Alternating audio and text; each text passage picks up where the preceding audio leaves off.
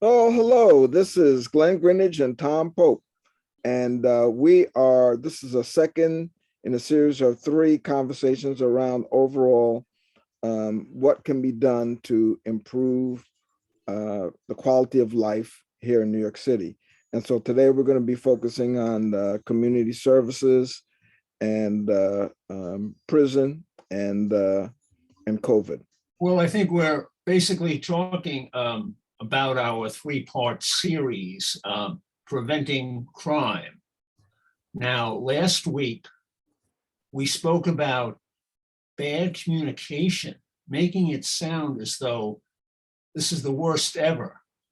Well, crime may be increasing over the past year and a half. It's not the worst ever, though.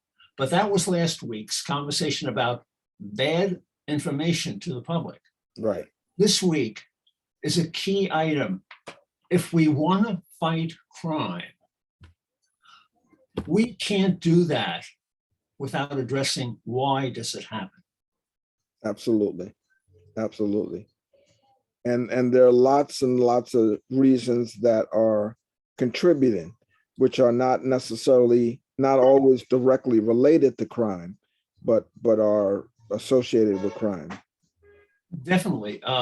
And we have a scenario, again, where this is not being discussed. This is almost like forgotten about by most of the general media. But it seems to me we've got several key areas. Now, an overlying cause of the increase of crime, we have to address the idea that community services are lacking. Services, mental health, recreation centers, tutoring, childcare, development of skills. All of this, take this away from a community, and we create a sense of desperation, which leads to crime. Right. Right. And so you're pointing directly to the economic engine of that particular community. When you don't have the proper health care, when you don't have the babysitting services so that you can actually go out and work, drop your children off and know that they've got a safe place to reside while you're at work.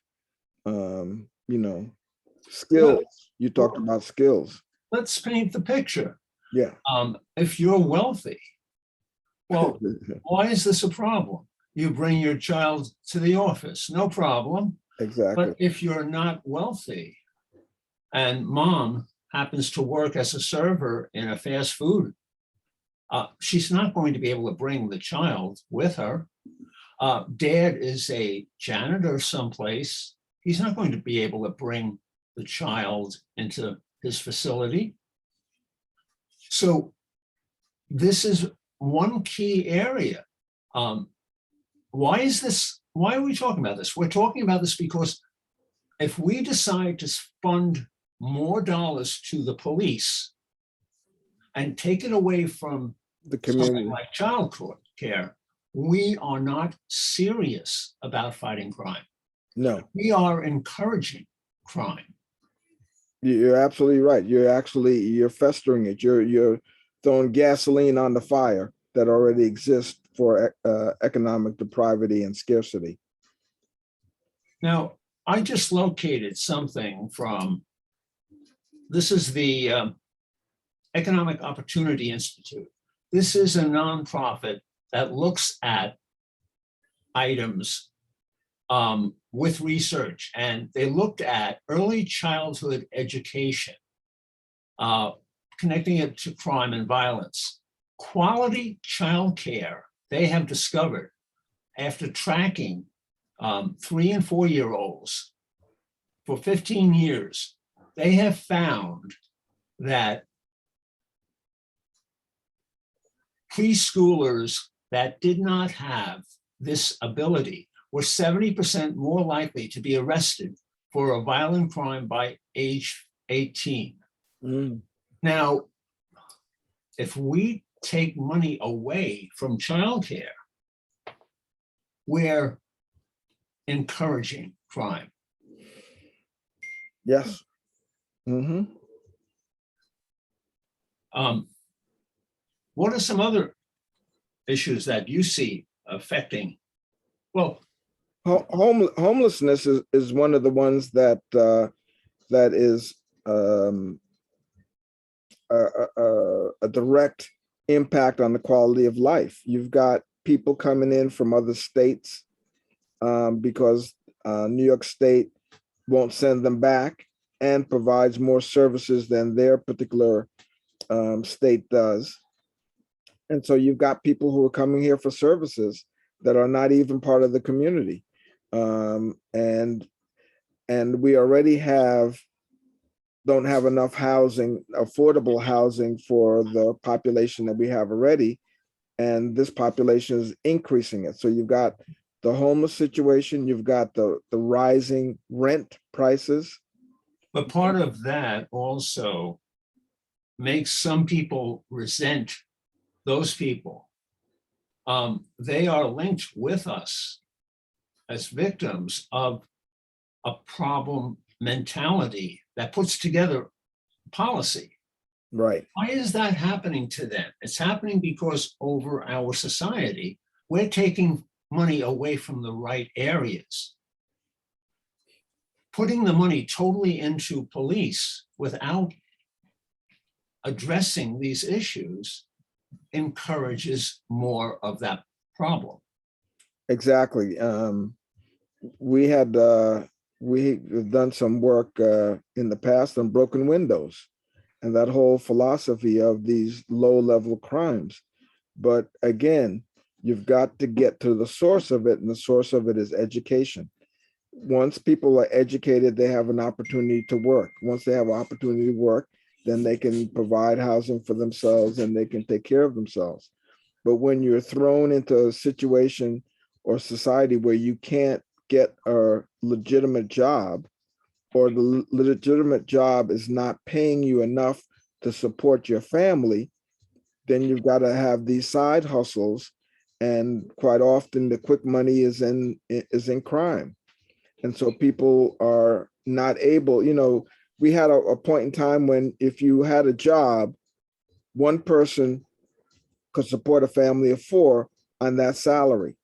We no longer have jobs like that for everybody. We've got people who are making $20,000 and $30,000 a year and can't afford the rent, can't afford their apartment, can't afford the food, and with both of those people working, they're just making ends meet.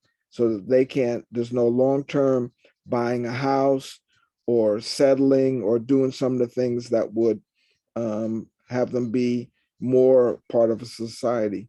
So there are a lot of contributing issues to this conversation, and homelessness, job training. When you say job training, I'm also thinking of a big contrast. If you have someone who is somewhat wealthy going to school, he has made contacts in different areas.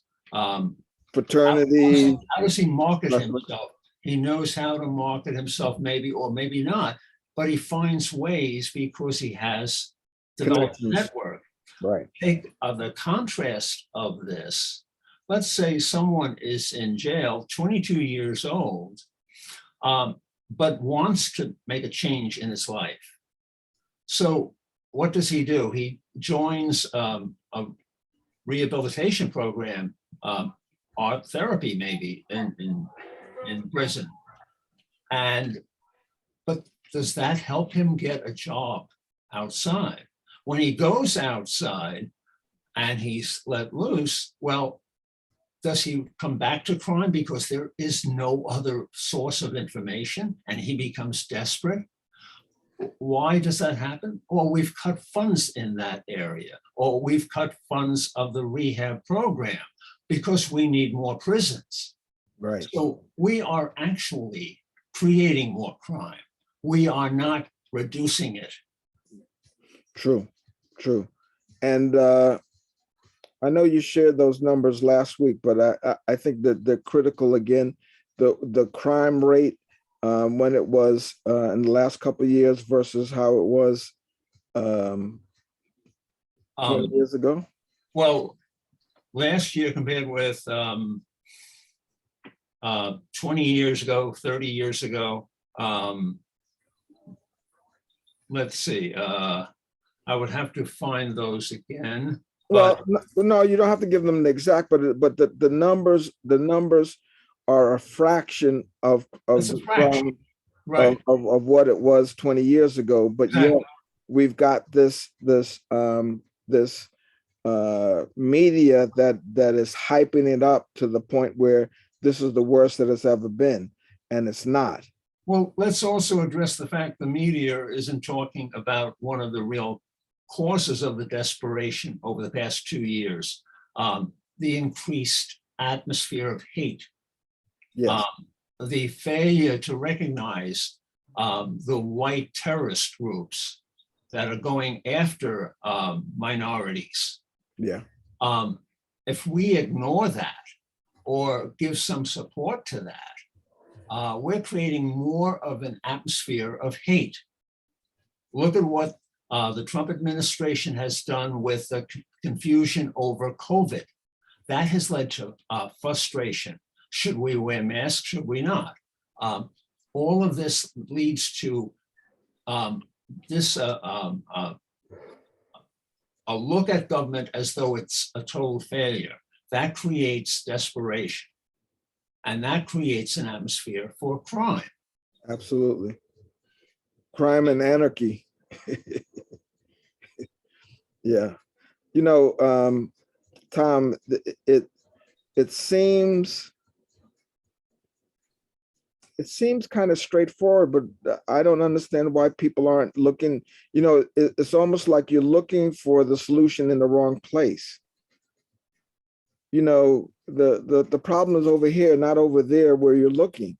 So you need to be looking over here inside a community, inside a building economic development, and promoting the nurturing and taking care of the people inside of the community, small businesses, promoting entrepreneurship. All of those things are important feeding grounds for economic development and providing jobs for the community, for the disenfranchised. Let me also show another contrast, which is amazing to me. The idea that many people in the public who watch a movie or read a book where you have a scenario of someone creating a crime versus a negotiator, they will identify with the negotiator trying to diffuse the problem. And maybe they will even understand the person seemingly to create the crime has a just cause. Maybe something terrible happened to that person by a boss, by him being put into a bad situation where he did the right thing. The audience of the screen or the book will identify with that. But when it happens in real life, the reverse occurs. The audience identifies not with what's going on and how to diffuse, but rather, well, let's get more force. Let's use the police. Let's shoot right away. Yeah, yeah, yeah. It's again, we're looking in the wrong place. It's much more of an internal conversation, internal to the communities that are having the issues, and funding is critical to altering that, not taken away. We talked about music programs, quality of life kinds of things that nurtures and takes care, offers different kinds of opportunity, not just the harsh reality of you got to make money. There's more to life than that, but you also have to include it in your looking, in your visioning. you know, because when you look at the average person who's committing crime, they don't see themselves in the vision in the future of that community. They are bumping up against the scarcity that they feel, and are, you know, responding, rather than thinking about, you know, what they're doing and the consequences. Well, these are things that will be ongoing, and we encourage our listeners to get in touch with us on the Community and Social Change Facebook page. Let us know what you think. Thank you.